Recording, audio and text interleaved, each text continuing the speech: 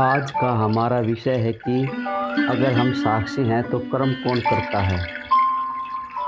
अगर भगवान केवल साक्षी ही है तो प्रकृति के कार्य कौन करता है। यह विषय बहुत ही महत्वपूर्ण है, क्योंकि हम सिर्फ साक्षी ही हैं तो साक्षी का मतलब है जो कर्म नहीं करता, जो कर्मों को होता हुआ देखता है वो साक्षी है। इसलिए जो साक्षी होगा वो कर्म में लिप्त नहीं होगा, उस पर उस कर्म का कोई प्रभाव नहीं पड़ेगा, क्योंकि अगर साक्षी कर्म से प्रभावित होगा तो वह साक्षी नहीं रहेगा।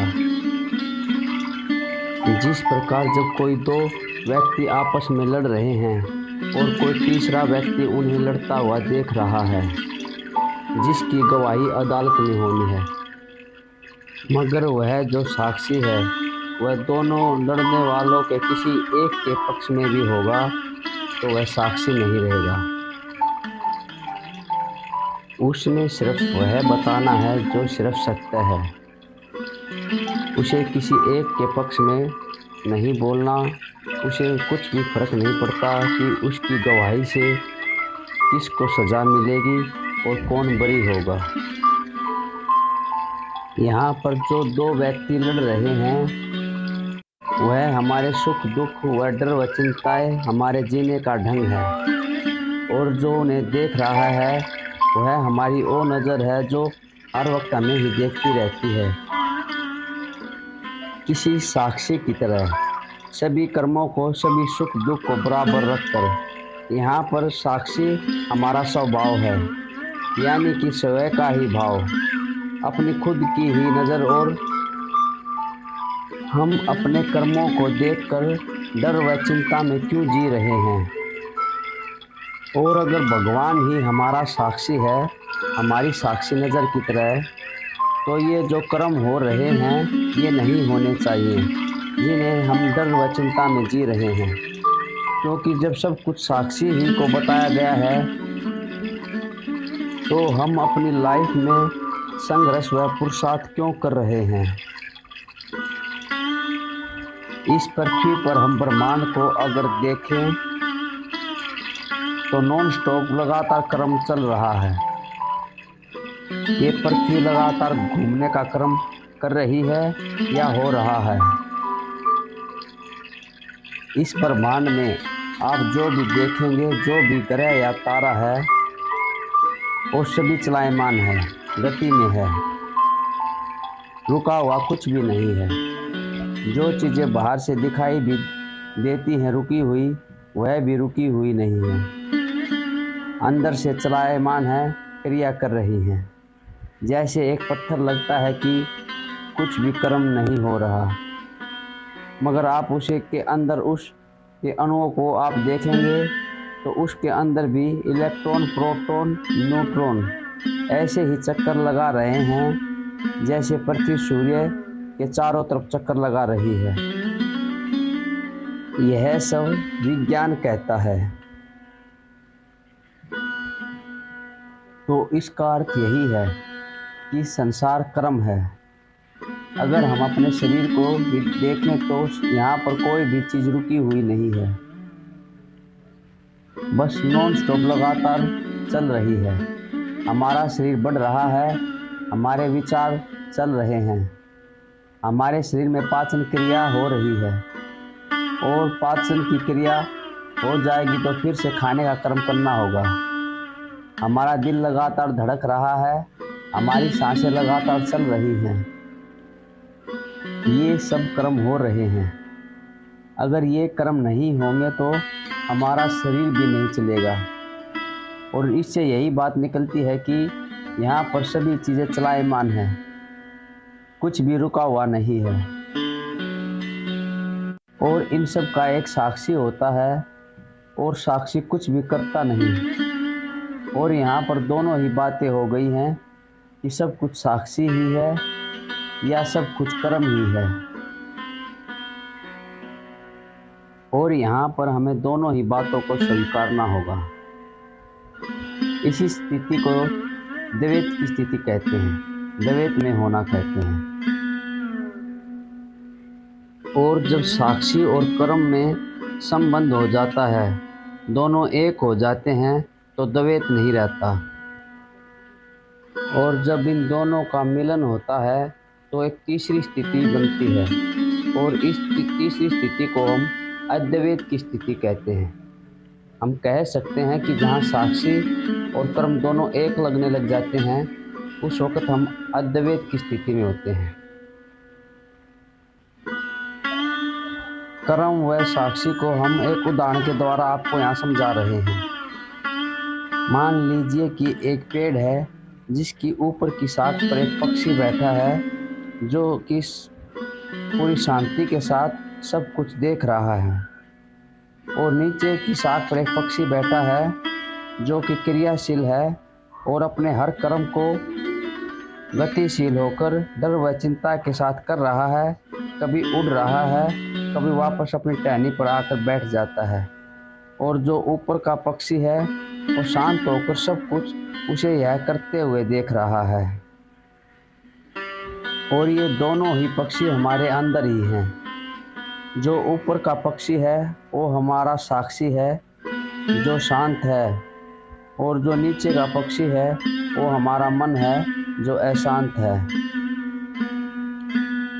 मन का यहाँ अर्थ है कि प्रकृति द्वारा वह सभी सर्वश्रेष्ठ चीज़ों में से एक चीज़ जो मैजिक कर सकती है, जो कुछ अलग व नया करने की क्षमता रखती है।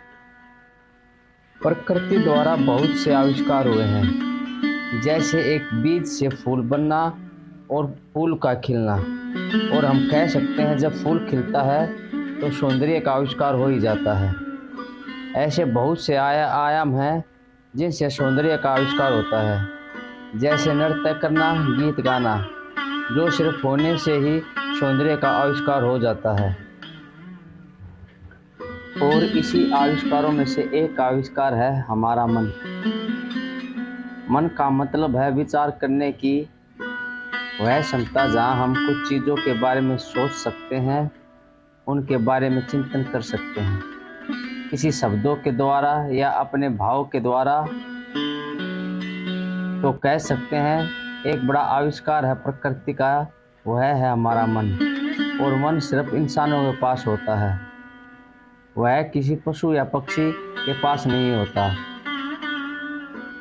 इसलिए कह सकते हैं कि मन से ही मनुष्य बना है, जो उसे पशुओं से ऊपर की श्रेणी में लाता है। जिस तरह फूल अगर खिल गया तो सौंदर्य बन ही गया, उसी प्रकार अगर मन पैदा हो ही गया तो मनुष्य बन ही गया। यह भी प्रकृति का ही आविष्कार है, जो मन से मनुष्य बन गया। फिर वही सवाल आता है कि ये जो कुछ भी हो रहा है ये कौन कर रहा है? ये सब कह सकते हैं कि प्रकृति के द्वारा ही हो रहा है, प्रकृति के स्वभाव के अनुसार ही हो रहा है।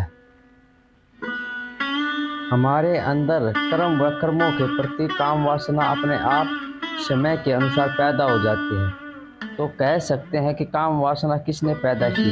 क्योंकि काम वासना पैदा होते ही हमारे जीवन में कर्म पैदा होते हैं। जो भी हम कर्म करते हैं उसके केंद्र में काम वासना ही होती है। सबसे पहले आपके भीतर जो काम वासना शुरू हुई वह आपके द्वारा नहीं, प्रकृति के द्वारा हुई। और उस काम वासना की पूर्ति के लिए आपने घर बनाया, धन दौलत जमा की, शादी की, बाल बच्चे पैदा किए, और आप अपने जीवन को, अपने परिवार को सुखी करने के लिए कर्म करते रहते हैं। और ये कर्म आप पूछ रहे हैं कि कौन कर रहा है, कैसे हो रहे हैं?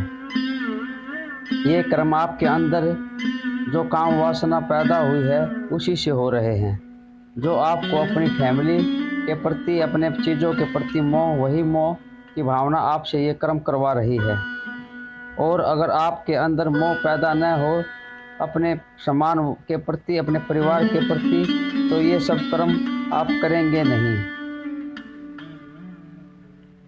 एक प्रेम व डर की भावना ही हमें ये सब करवा रही है।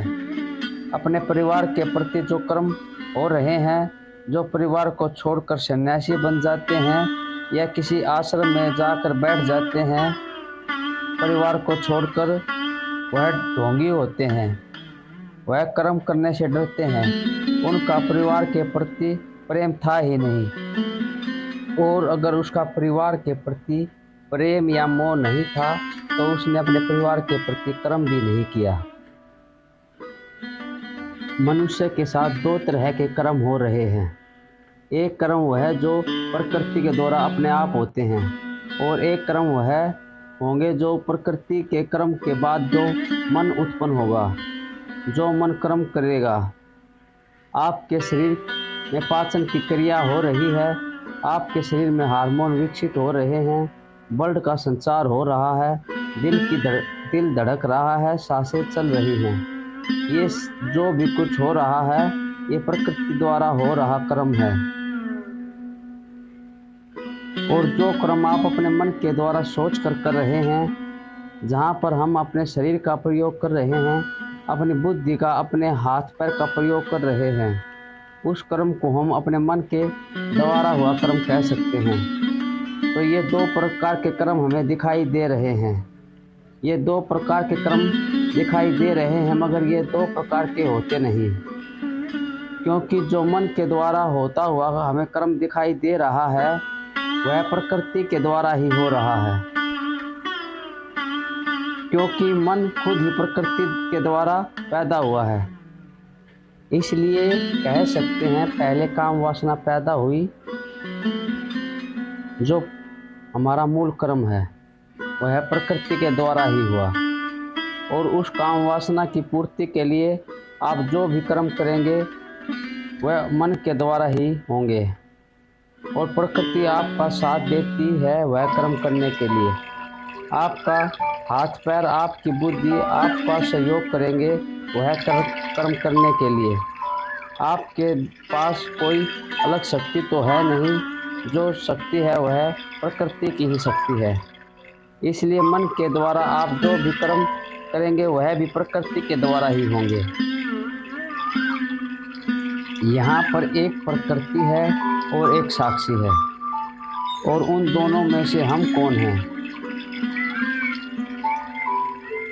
यदि हम अपने को प्रकृति मानते हैं तो जो भी कर्म प्रकृति द्वारा बंधन होते हैं उन्हें हमें झेलना ही होगा। उन कर्मों का जो भी फल होगा वो हमें भोगना ही होगा। अगर हम अपने को प्रकृति मानते हैं तो अगर हमने किसी के साथ कुछ गलत किया, किसी को धोखा दिया, तो उसका असर हम पर भी पड़ेगा। अगर हम मानते हैं कि मैं प्रकृति हूँ, तो हम को मानना ही होगा कि मैं कर रहा हूँ। और जब आप मानोगे कि मैं कर रहा हूँ, तो जो करने का फल होगा वह भी आपको ही भोगना होगा। अगर आपने किसी का बुरा किया है, किसी के साथ गलत किया है, तो आप खुद की ही नज़र में बुरे हो जाएंगे, और आपको उस कर्म के फल के रूप में भोगना ही होगा। अपने को प्रकृति मानेंगे तो कुछ कर्ता भाव पैदा हो जाएगा, और जो हो रहा है उसको मानेंगे कि मैं कर रहा हूँ, और ये मैं कहाँ से पैदा हो गया है? ये मैं हमारे मन के कारण हम में पैदा हो गया है, जो हमें कर्ता भाव के साथ जोड़ रहा है। यहाँ पर हमारे साथ दो तरह के कर्म हुए हैं, एक जिन्हें हमारा शरीर कर रहा है, और एक जिन्हें प्रकृति कर रही है, जो अपने आप हो रहे हैं। और जो प्रकृति कर रही है उन कर्मों को तो हम छोड़ देंगे, और जो हमारा शरीर कर्म कर रहा है उन कर्मों को हम पकड़ लेंगे, क्योंकि हमारे शरीर द्वारा जो कर्म हो रहे हैं वह हमारे मन के द्वारा, बुद्धि के द्वारा और हमारे हाथ पैर हिलाने से हो रहे हैं, और यही कर्म हम में कर्ता भाव पैदा कर रहे हैं। और जब इन कर्म को करने वाला आप खुद को ही समझेंगे, तो इनका जो फल होगा वह भी आपको ही भुगतना होगा। और यही कारण है कि हमने अपने जीवन को संघर्ष भरा बना दिया है, अपने मैं के साथ जोड़कर, और वही हमारे डर व चिंता या असफलता का कारण है। इसलिए अब हमें देखना है कि हम प्रकृति हैं जो हमारे मन के साथ जुड़ी है या सिर्फ उसके साक्षी हैं जो उसे बस अपने होने से देख रहा है। अगर आप साक्षी हो तो जो विक्रम हो रहे हैं वो प्रकृति के द्वारा हो रहे हैं, उनसे हमारा कुछ भी लेना देना नहीं।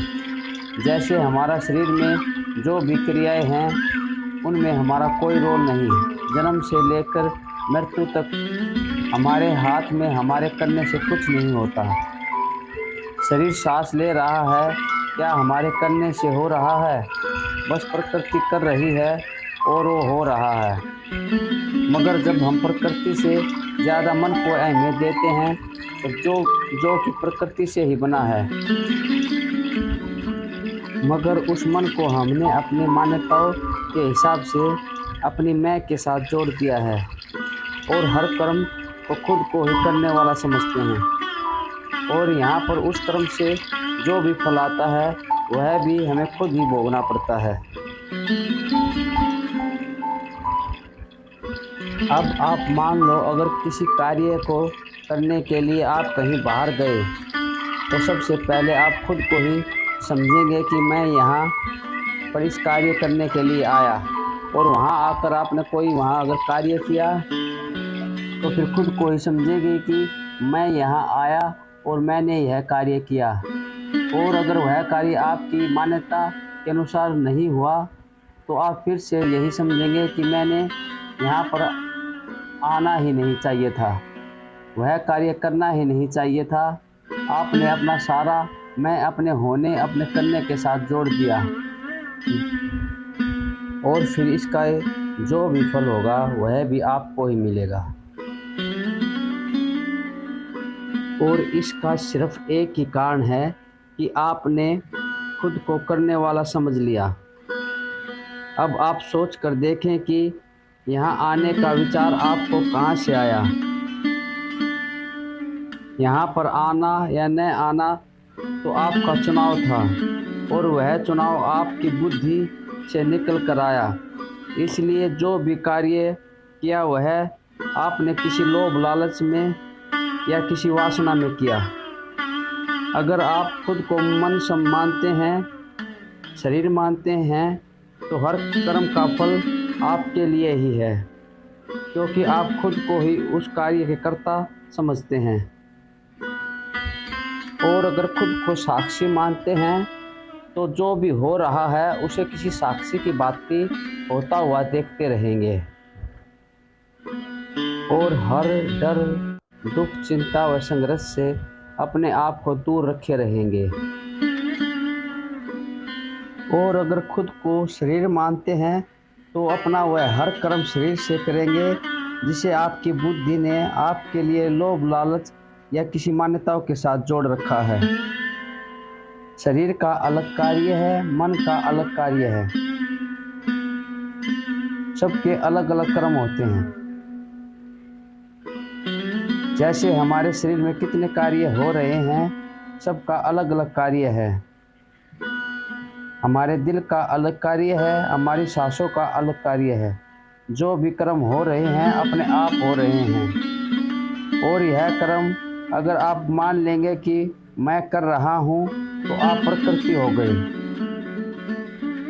और किसी बंधन में बंध गए। और अगर आप मान लेंगे कि जो कर्म हो रहे हैं अपने आप हो रहे हैं तो आप इसके सिर्फ साक्षी हो। अगर आपने मान लिया कि आप प्रकृति हो, अपने कर्ता हो, तो आपको ये भी मानना हो पड़ेगा कि आप ही अपनी सांसों को चला रहे हैं, अपने विचारों को चला रहे हैं। हम अपनी सांसों व अपने कर्ता भाव के साथ इतना जुड़ चुके हैं कि हम अपनी चलती हुई सांसों को भी खुद को ही चलाने वाला समझ रहे हैं। अपनी सांसों को भी अगर आप ही चला रहे हैं तो रात को सोते वक्त कौन आपकी सांसों को चला रहा है? वहाँ तो आपका मैं नहीं होता। इसी तरह जब कोई बेहोश हो जाता है वहाँ तो कोई होश होता ही नहीं, फिर कैसे उसकी सांसें चल रही हैं? उसी प्रकार आप कि जो भी मन में विचार है वह आप चला रहे हैं या प्रकृति चला रही है। बस इसी को देखो, वहाँ आपको पता चल जाएगा कि आपके करने से कुछ नहीं हो रहा। विचार भी हमारी सांसों की तरह नियमानुसार चल रहे हैं, जैसे हमारा दिल धड़क रहा है। खुद को करने वाला समझना ही हमारा बंधन का कारण बना हुआ है।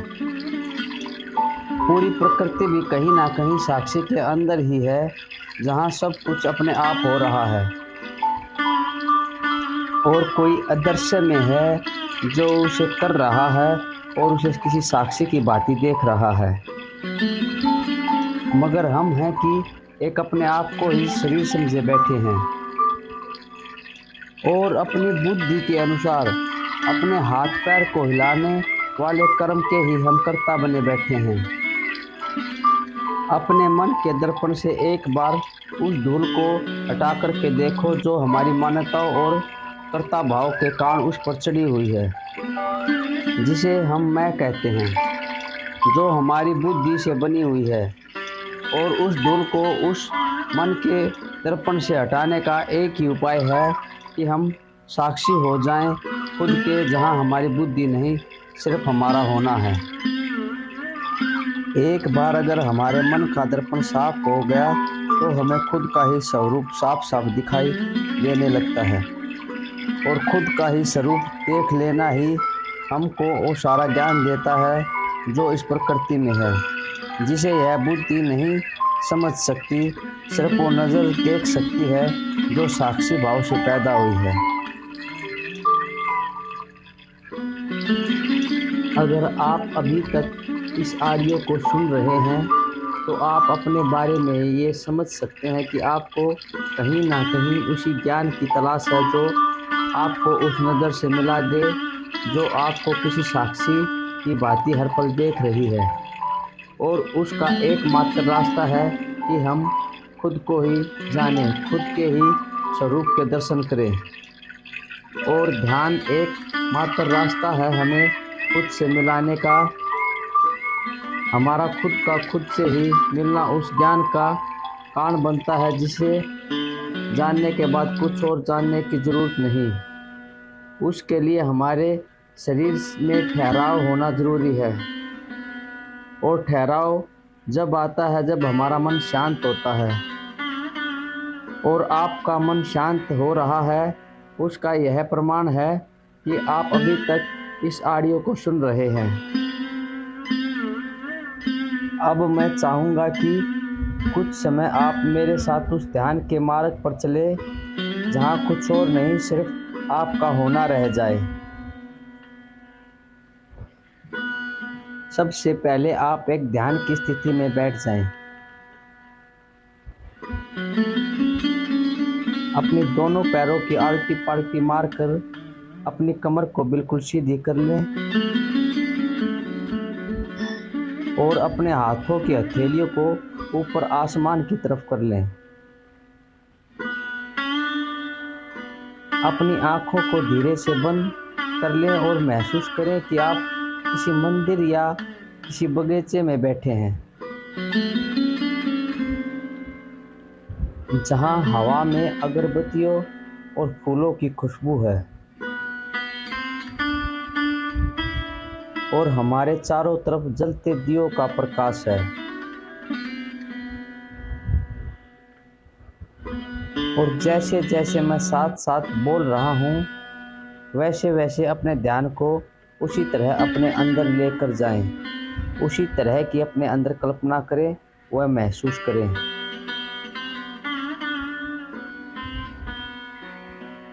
सबसे पहले अपना पूरा ध्यान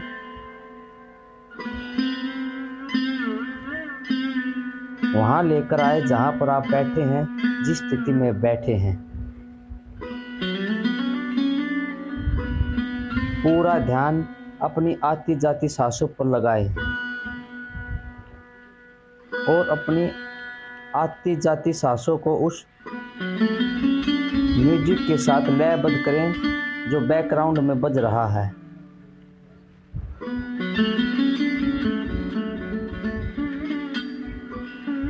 सांस अंदर आ रही है, आपका पूरा ध्यान आती सांस के साथ अंदर आ रहा है।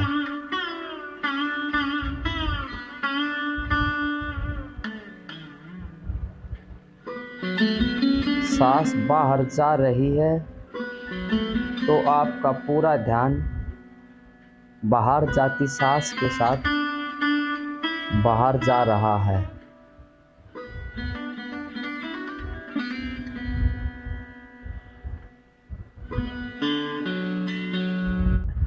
फिर सांस अंदर आ रही है, मैं सांस के साथ अंदर आ रहा हूँ। कुछ समय अपनी सांस को अपनी नाभि पर ठहराएं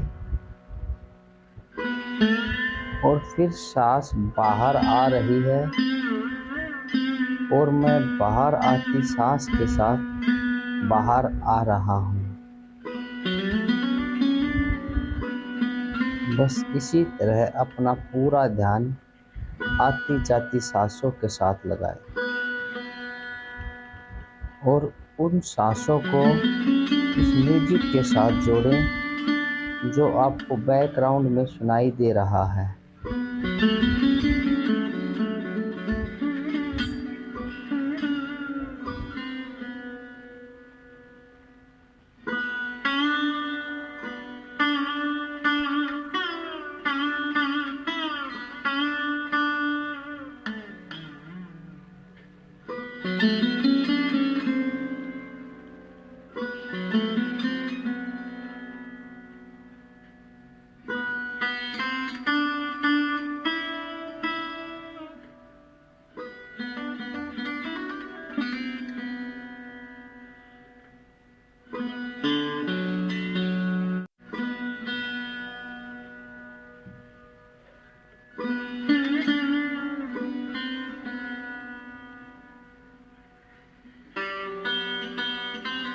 आती सांस के साथ अंदर,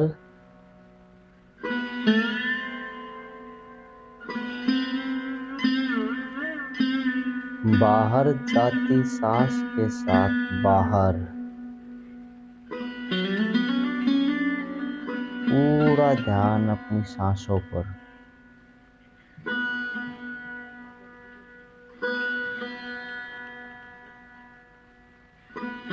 अंदर आती सांस के साथ अंदर,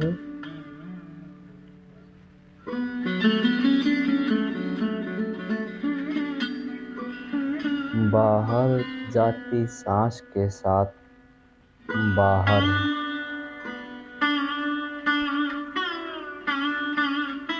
पूरा ध्यान सांसों पर।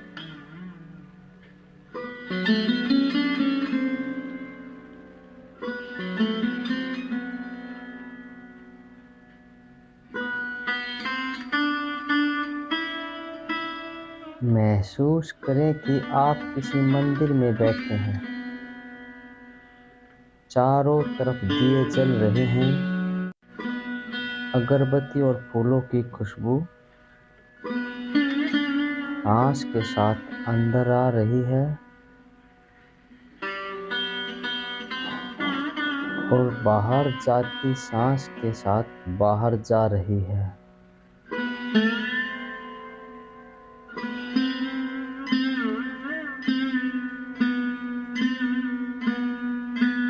चारों तरफ बस प्रकाश ही प्रकाश,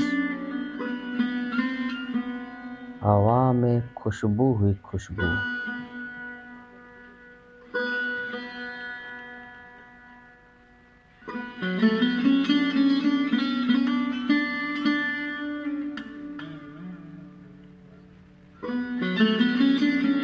आती सांस के साथ अंदर,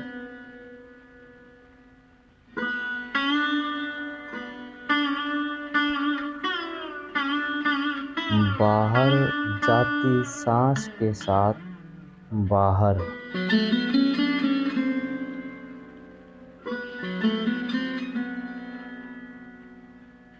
चारों तरफ दिए का प्रकाश ही प्रकाश,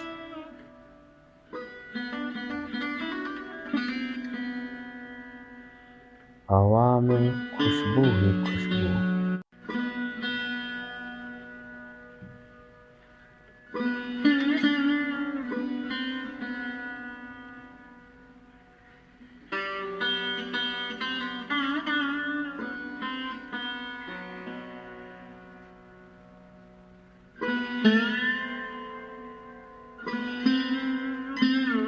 जो आती सांस के साथ अंदर आ रहा है,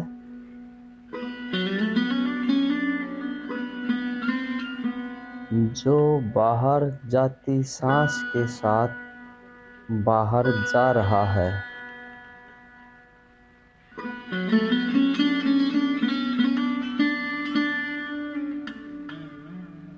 वह कौन है?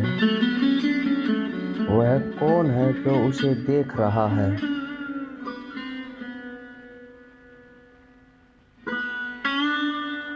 पूरा ध्यान सांसों पर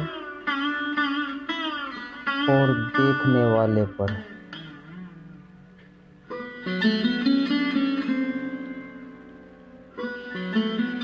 सांस अंदर आ रही है,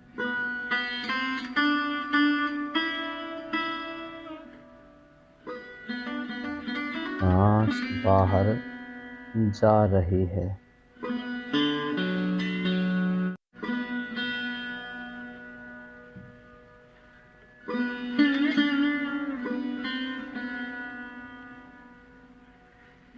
चारों तरफ प्रकाश ही प्रकाश, जलते हुए दिए। हवा में खुशबू ही खुशबू, फूलों और अगरबत्तियों की, जो अंदर आती सांस के साथ अंदर आ रही है।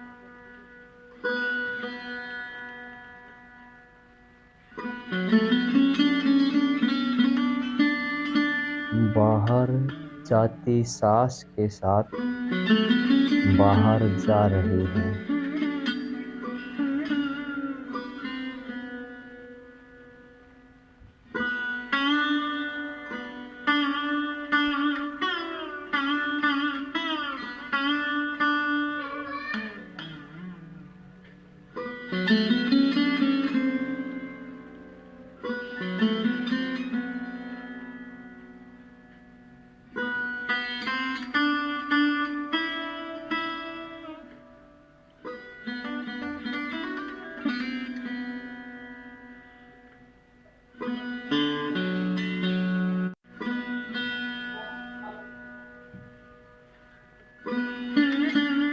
पूरा ध्यान आती जाती सांसों पर। यह समय आपके लिए बहुत ही कीमती है।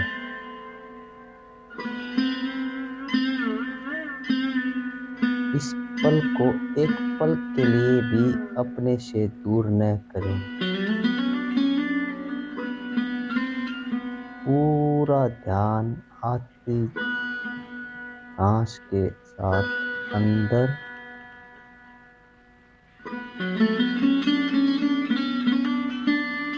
बाहर जाती सांस के साथ बाहर।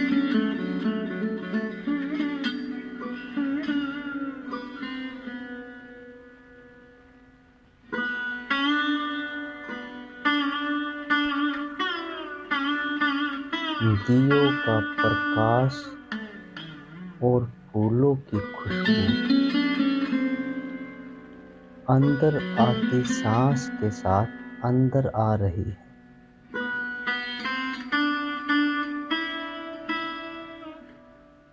जिससे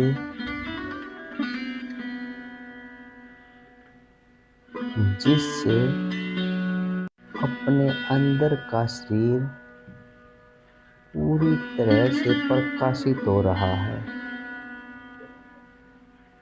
और सांस के साथ अंदर आती खुशबू हमें अंदर से शुद्ध व पवित्र कर रही है।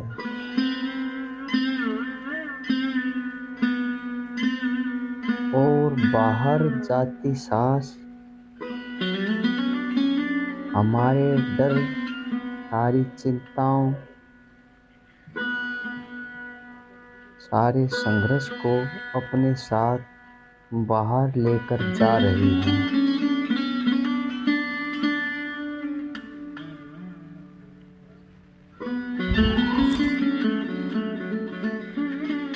पूरा ध्यान अंदर आती प्रकाश में सांसों पर,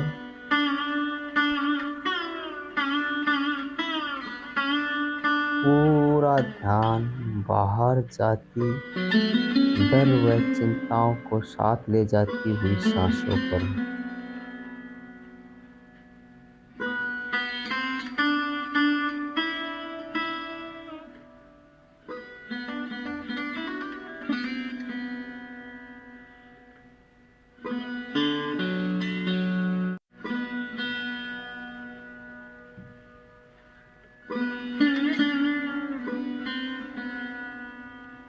चारों तरफ जलते हुए दियों का प्रकाश ही प्रकाश और हवा में खुशबू ही खुशबू।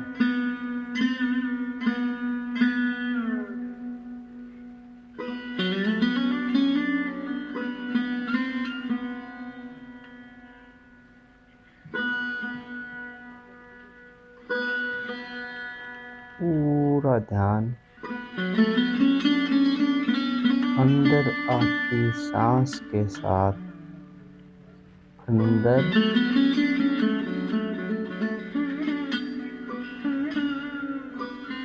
और बाहर जाती सांस के साथ बाहर।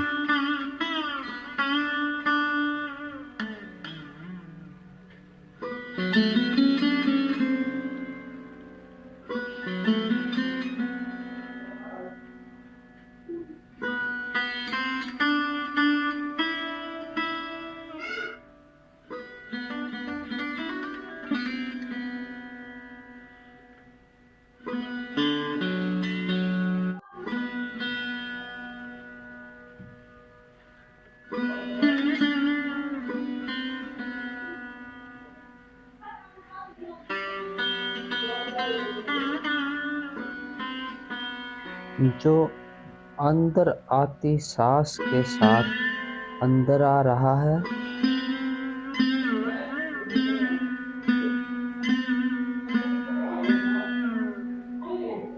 जो बाहर जाती सांस के साथ बाहर आ रहा है।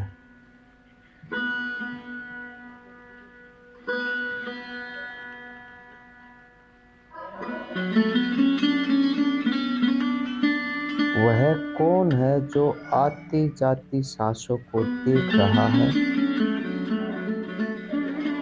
जिसे अपने होने का पता चल रहा है।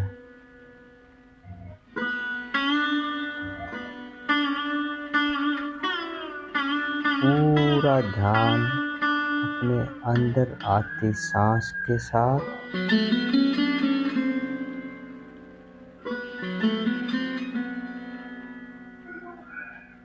और पूरा ध्यान बाहर जाती सांस के साथ।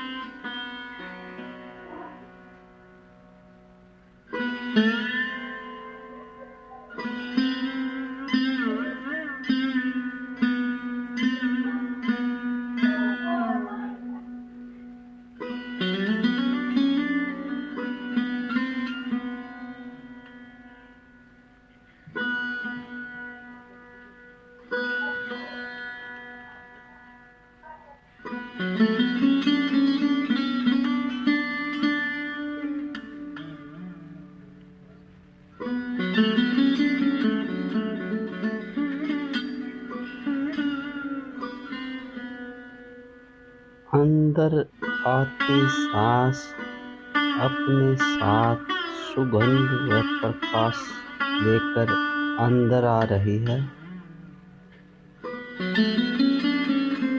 और अंदर आते ही हमारा शरीर प्रकाश से प्रकाशित व शुद्ध व पवित्र हो रहा है।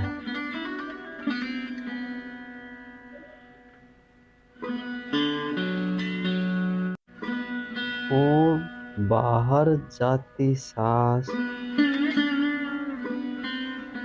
अपने साथ हमारे सारे विकारों को, हमारी सारी अशुद्धियों को अपने साथ बाहर लेकर जा रही है।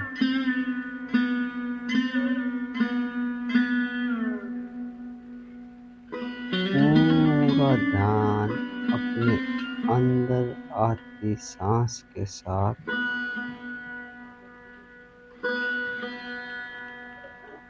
कुछ देर अपने अंदर अपनी नाभि में ठहरिए।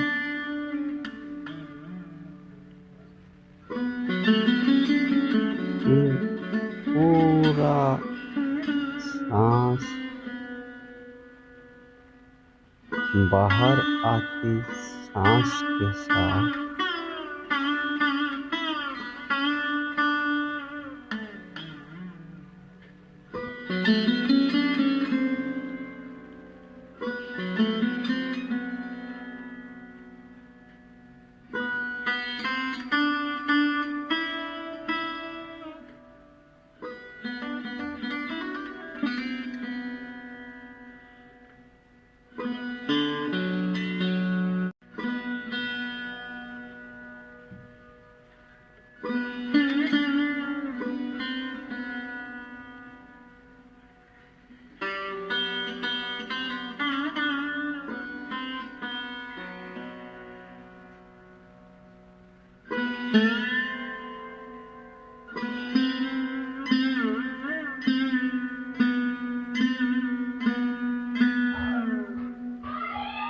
चारों तरफ बस प्रकाश ही प्रकाश,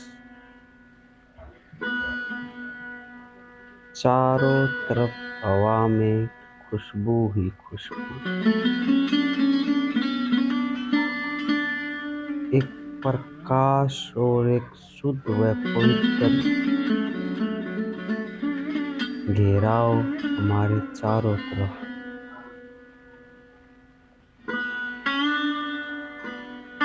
पूरा ध्यान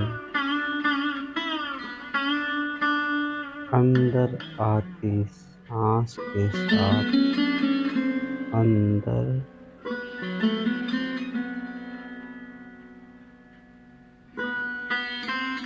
फिर बाहर आती सांस के साथ बाहर है।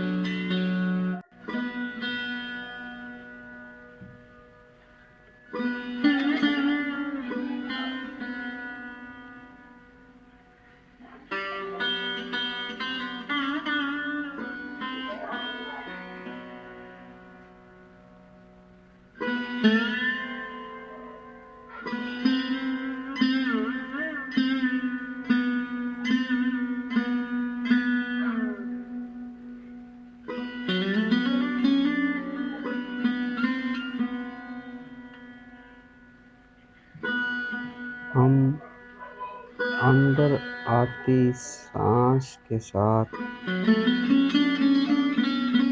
अंदर आ रहे हैं।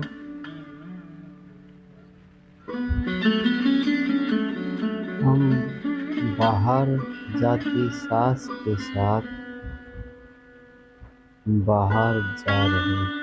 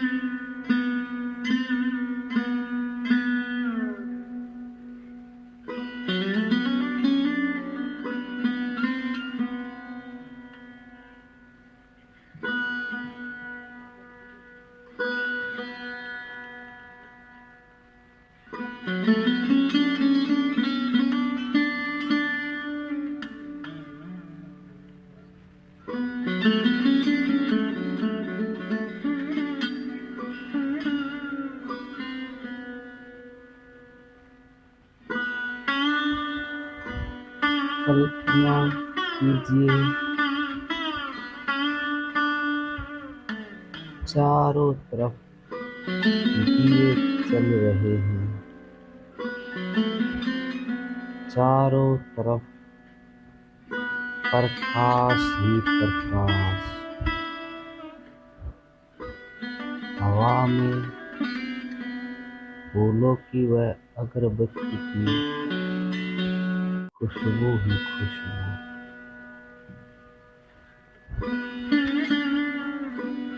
अंदर जाती सांस के साथ प्रकाश अंदर जा रहा है। महकती हुई खुशबू हमारी सांसों के साथ अंदर जा रही है।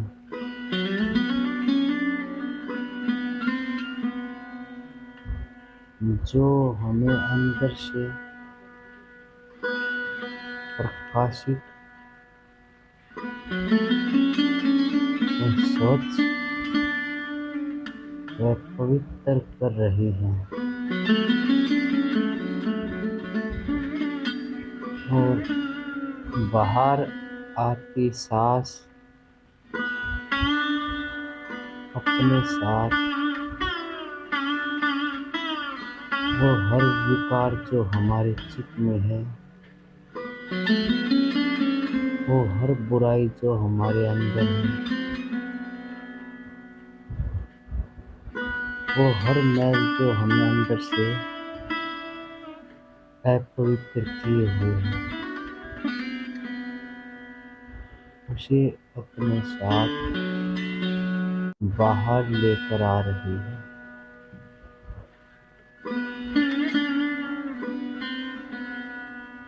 और जितनी सांस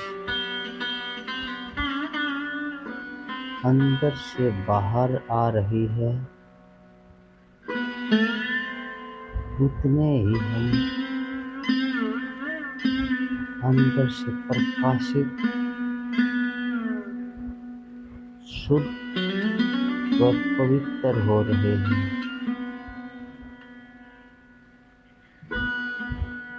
हम साफ साफ देख रहे हैं। हमारे अंदर का प्रकाश और हमारे बाहर का प्रकाश एक ही है।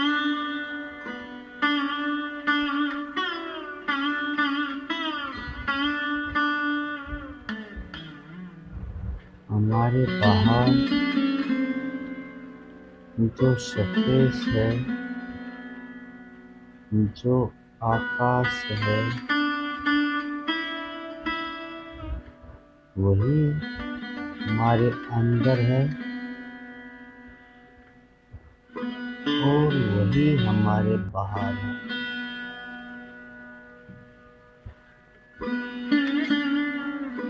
बीच में सिर्फ हमारा शरीर है।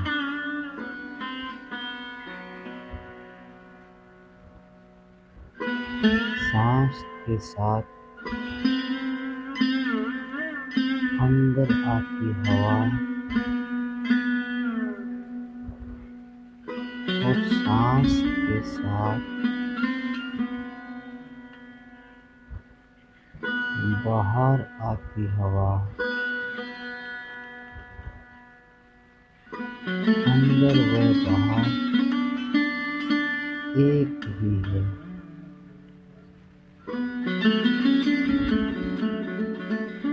हम अंदर से इतने प्रकाशित हो चुके हैं कि अपने स्वरूप को साफ साफ देख रहे हैं।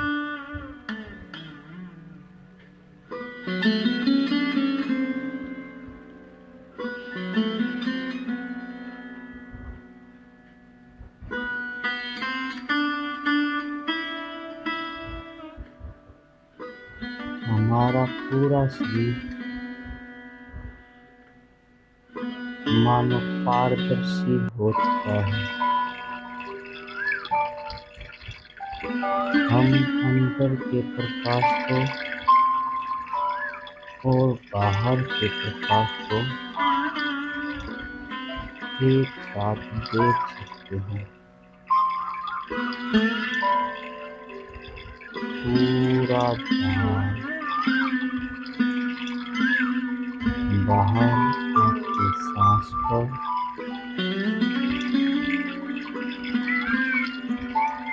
और फिर अंदर आती सांस पर।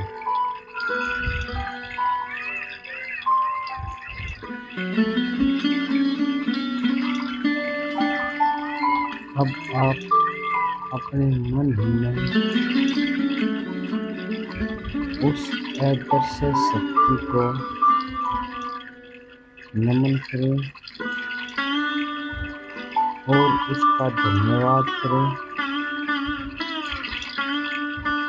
जिसने हमें हमारी तरक्की के साथ साथ हमें भी थाम रखा है। और धीरे से अपनी आँखें खोलें। धन्यवाद।